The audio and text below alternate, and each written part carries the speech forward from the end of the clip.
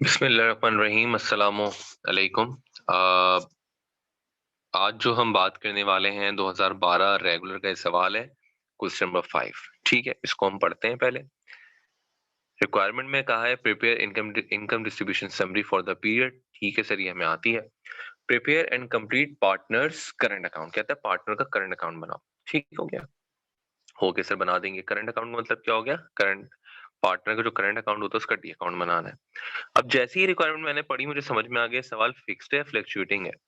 Sir ये fixed है। अगर कैपिटल फिक्स होता है तभी तो करंट अकाउंट क्रिएट होता है। अगर कैपिटल फिक्स नहीं होगा, फ्लक्चुएट करेगा, ऊपर नीचे होगा, तो इसका मतलब करंट अकाउंट की जरूरत ही नहीं है। सब चीजें कैपिटल में जा रही हैं। अगर कैपिटल फ्लक्चुएटिंग है, कैपिटल को फिक्स कर दिया, लॉक कर दिया, तो अब कैपिटल में कुछ नहीं जा सकता सिवाय री इन्वेस्टमेंट के। तो लिहाजा करंट अकाउंट खुल जाता है। तो इसका मतलब कौन सा सवाल हो गया हमारे पास? फिक्स्ड हो गया। ठीक हो गया, आगे चलते हैं। ऑन अप्रैल 1 2010, डेट्स बड़ी इंपॉर्टेंट होती हैं, याद रखना। 1 अप्रैल 2010 की बात है। Amjad and Mansoor started their business as a partnership firm. They agreed to share profit and loss in the ratio of their beginning capital balances as per agreement. दोनों ने बिजनेस शुरू किया। कब शुरू किया? 1 अप्रैल 2010 को शुरू किया। ठीक है। अमजद एंटाइटल्ड है 4000 सैलरी पर मंथ की। कितनी है अमजद की? 4000 पर मंथ। मैं यहीं पे रुक रहा हूँ।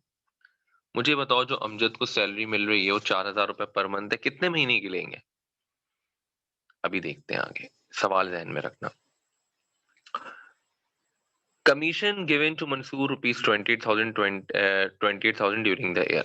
ठीक है, 28,000 रुपए इसको सालाना कमीशन मिल रहा है। ठीक है, यानी कि सालाना, मैं रिपीट कर रहा हूँ अपनी बात को, मेरी बात को गौर से सुनना। मंसूर को पूरे साल जो कमीशन मिला है वो 28,000 मिला है।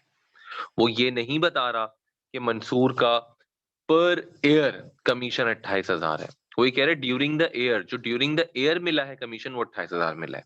वो ये नहीं कह रहा कि पर एनम 28,000 है। ठीक है,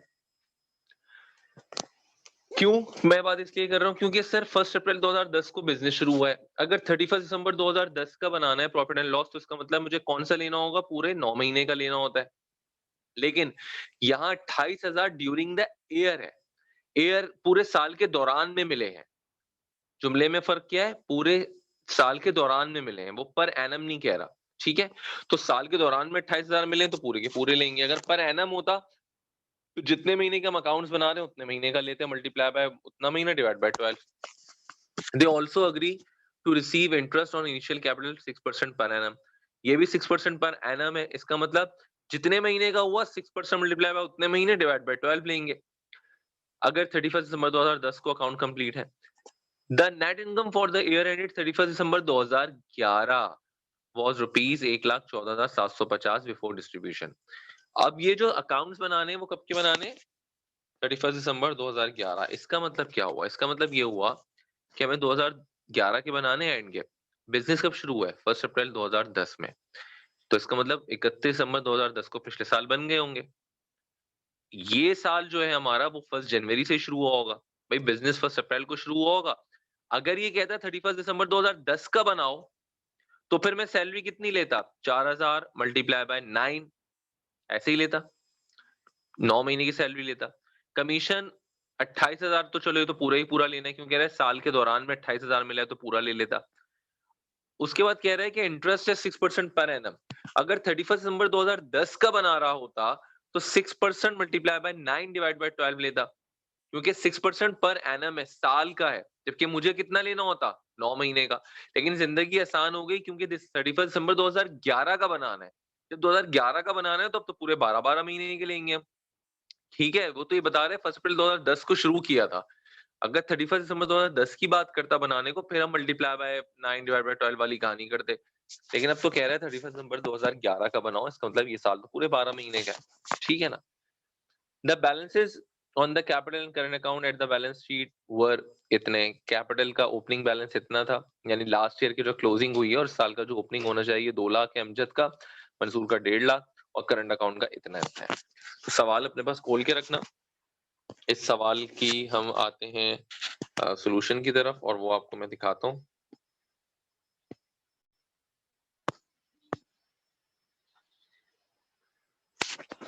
इनकम डिस्ट्रीब्यूशन समरी आपके सामने।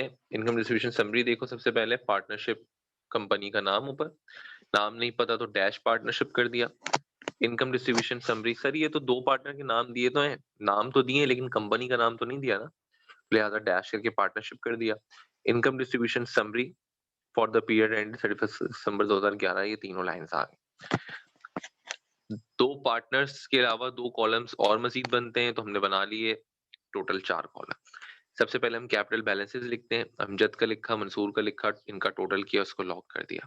फिर हम नेट इनकम करके लिखते हैं, जो दी हुई है उसको लॉक कर दिया। सैलरी 4000 मल्टीप्लाई बाय 12, पूरे 12 महीने की लेंगे। क्यों लेंगे? क्योंकि सर बिजनेस फर्स्ट अप्रैल 2010 को शुरू हुआ है, लेकिन अकाउंट्स बनाने दिसंबर 2011 यानी कि उसके अगले साल के, तो ये साल तो पूरा 12 महीने का था ना, जनवरी से लेकर दिसंबर तक हुआ होगा, तो इस साल पूरी पूरी सैलरी ली 12 महीने की। ठीक है, यानी कि 31 दिसंबर 2010 होता, अगर ये कहता 31 दिसंबर 2010 का बनाओ, तो फिर हम 4000 मल्टीप्लाई बाय 9 लेते हैं, 9 महीने की सैलरी। लेकिन ये 2011 की बात कर रहे हैं, तो 2011 में पूरे 12 महीने काम किया है, जनवरी से शुरू हुआ है। 48,000 अमजद को सैलरी मिली, मंसूर को कुछ नहीं मिला, टोटल आया 48,000। कमीशन पूरे साल का जो गया मंसूर को वो 28,000 गया, ठीक हो गया, और इसका भी टोटल आया 28,000।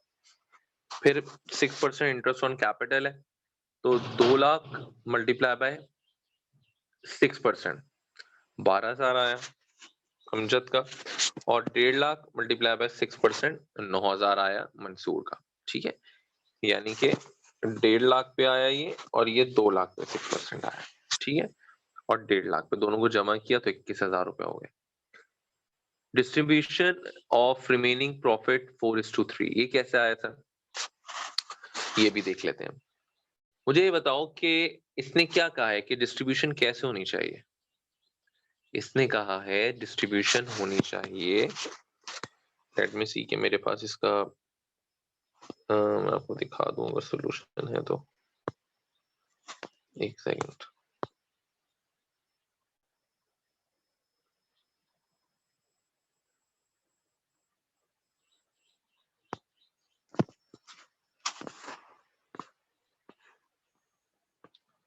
ठीक है, चलो खैर मैं वैसे ही समझा देता हूँ।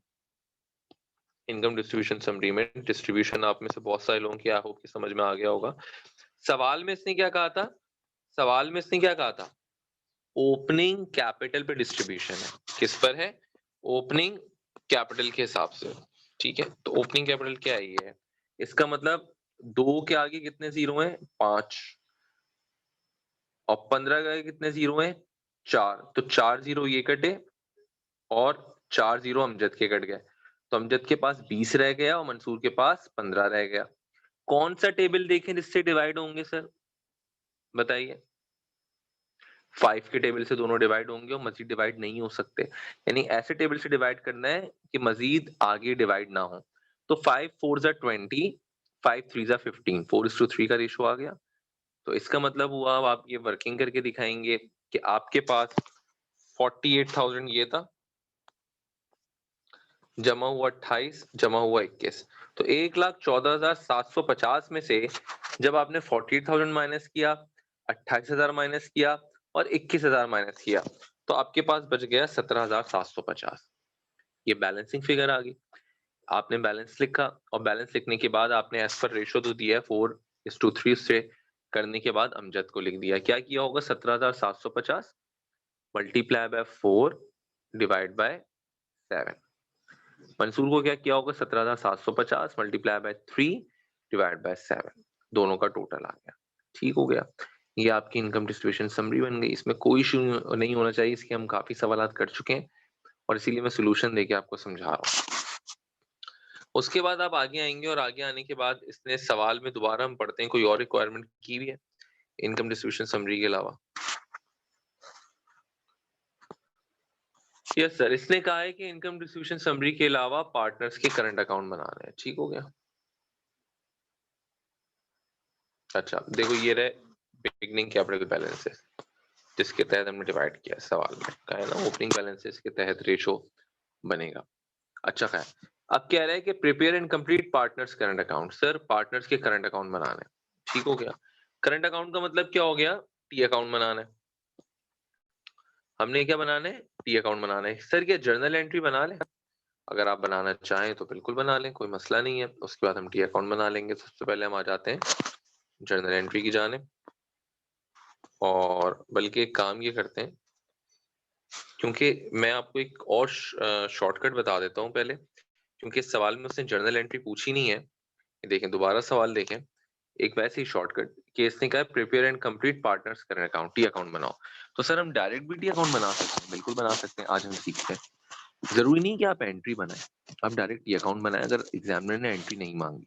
ठीक है, अब सवाल में देखो, अमजद का जो करंट अकाउंट है उसका ओपनिंग कितना है? 12,000। पहले मैं अमजद की बात कर रहा हूँ। जब तुम टी अकाउंट बनाओगे तो करंट अकाउंट की ओपनिंग लिखोगे। करंट अकाउंट की नेचर क्या है? कैपिटल की। इसकी ओपनिंग कहाँ जाएगी? क्रेडिट साइड पे। अमजद का टी अकाउंट बनाया, ओपनिंग 12,000 राइट साइड पे लिखा क्रेडिट में, प्लस अमजद को मिला और क्या है? जरा गौर से देखो अमजद को क्या क्या मिला है। सर देख लेते हैं दोबारा, हमने जो अभी इनकम डिस्ट्रीब्यूशन समरी बनाई है उसमें देखते हैं कि अमजद को टोटल कितने पैसे मिले। अमजद को मिले 70,143, 70,143। ठीक है जी, अमजद को मिले 70,143। इसका मतलब हुआ ये, इससे अमजद का करंट अकाउंट बढ़ा होगा कम हुआ होगा? सर बढ़ गया होगा।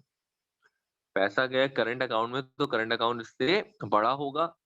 और एक्सपेंस रेवेन्यू समरी को हमने डेबिट किया होगा, क्योंकि जर्नल एंट्री नहीं मांगी इसलिए हम जर्नल एंट्री नहीं बना रहे। लेकिन अगर हम बनाते तो क्या करते? एक्सपेंस रेवेन्यू समरी डेबिट, ठीक है, और हम क्या करते? करंट अकाउंट अमजद का क्रेडिट कर देते। क्योंकि हमसे एंट्री नहीं मांगी तो हमें ये बात पता है कि जो 70,143 है, 70,143, ये अमजद के करंट अकाउंट में गया होगा, क्योंकि ये फिक्स कैपिटल है। तो अमजद का करंट अकाउंट बड़ा होगा। तो जब मैं टी अकाउंट मैंने ओपनिंग लिखी, वहीं पर मैं क्या लिख दूंगा? 70,143। ठीक हो गया। आओ जरा मैं आपको टी अकाउंट की शक्ल दिखा दूं। मुझे पता है आप लोग खुद बना लेंगे, जीनियस हैं आप लोग, लेकिन वैसे ही दिल चाह रहा है तो जरा देखो। बैलेंस लिखा हमने यहाँ पे ओपनिंग 12,000, और ये देखो 31 दिसंबर 2012, इसको 11 कर लेना, इसको 11 कर लेना। ठीक है, 11 11 11 31 दिसंबर 2011 को एक्सपेंस रेवेन्यू समरी को क्लोज किया होगा। ठीक है, नेट इनकम का मतलब क्या है? Expense revenue summary. यहाँ पे एक्सपेंस रेवेन्यू समरी भी लिख सकते हो, ठीक है, नेट इनकम की जगह। अच्छा, यहाँ पे आप क्या लिख सकते हो? एक्सपेंस रेवेन्यू समरी भी लिख सकते हो। देखो 70,143 से करंट अकाउंट बढ़ा होगा, तो दोनों का टोटल हुआ 82,143। यहाँ पर कुछ भी नहीं था लेफ्ट साइड पे, तो हमने क्या लिखा? सीडी बैलेंस 82,143, और अगले साल का ये बीडी हो गया, यानी कि अगले साल 1 जनवरी 2012 का ये क्या हो गया? बीडी बैलेंस हो गया। डेट गलत थी, उसको सही किया। 1 जनवरी 2012 का क्या हो गया? ये बीडी बैलेंस हो गया। ठीक है, ये टी अकाउंट किसका हो गया? अमजद का। सेम इसी तरह हम एक और टी अकाउंट बनाएंगे, और किसका बनाएंगे अब हम टी अकाउंट? दूसरे वाले बंदे का। उसको कितने पैसे मिले पहले हम ये देख लेते हैं अपने पास। इसको पैसे मिले हैं टोटल, देखो 44,607, 44,607 मिले हैं। तो इसका मतलब ये हुआ, इसका भी टी अकाउंट बना लेते हैं जी। देखो मंसूर की ओपनिंग कैपिटल कितना था? 17,000। एक्सपेंस रेवेन्यू समरी यानी कि नेट इनकम से इसको पैसे कितने चले गए? इतने। 31 दिसंबर 2011 डेट सही कर लेना। को सीडी बैलेंस कितना बन जाएगा? 61,607, और यही बीडी बैलेंस बन जाएगा 1 जनवरी 2012, यानी कि अगले साल की ओपनिंग। ठीक हो गया, इसमें कोई इशू नहीं है। आई होप कि इसको आप बहुत आसानी के साथ जो है वो कर सकते हैं। अगेन मैं एक चीज और बता रहा हूँ आप लोगों को, याद रखना कि दो तरह का होता है डिस्ट्रीब्यूशन प्रॉफिट एंड लॉस। एक होता है फिक्स्ड, एक होता है फ्लक्चुएटिंग। फिक्स्ड का मतलब ये हो गया कि कैपिटल को लॉक कर दिया है, जो कुछ हिस्सा मिलेगा अब वो करंट अकाउंट में जाएगा। ठीक है, सिवाय री इन्वेस्टमेंट। री इन्वेस्टमेंट हमेशा दोनों में कहाँ आती है? कैपिटल में आती है। कैसे पता चलेगा अगर टी अकाउंट दे दी एग्जामिनर ने कि फ्लक्चुएटिंग है या ये फिक्स्ड है? सर अगर टी अकाउंट कैपिटल का है और कैपिटल के अकाउंट में ड्राइंग भी है, तो इसका मतलब ये क्या हो गया? ये फ्लक्चुएटिंग हो गया, क्योंकि ड्राइंग अगर फिक्स्ड है तो करंट में जाएगी, और अगर फ्लक्चुएटिंग है ड्राइंग, अगर क्वेश्चन फ्लक्चुएटिंग है, कैपिटल को छेड़ सकते हैं, तो ड्राइंग कहाँ जाएगी? कैपिटल में जाएगी। ठीक है? सिर्फ री-इन्वेस्टमेंट दोनों सूरतों में कैपिटल में जाती है। हम अगर टी अकाउंट देंगे तो हम कैसे पहचानेंगे? टी अकाउंट में अगर ड्राइंग कैपिटल में दी हुई है तो इसका मतलब ये फ्लक्चुएटिंग है। ठीक है? ये फिक्स नहीं है। और अगर करंट अकाउंट दिया हुआ है सवाल में तो इसका मतलब ये है ही कौन सा सवाल? ये है ही अ, फिक्स कैपिटल का सवाल। ठीक हो गया? तो इसको शाबाश की तरह देख लेना और इस पे मज़ीद बात करेंगे। नेक्स्ट क्लास में और सवाल करवाऊँगा।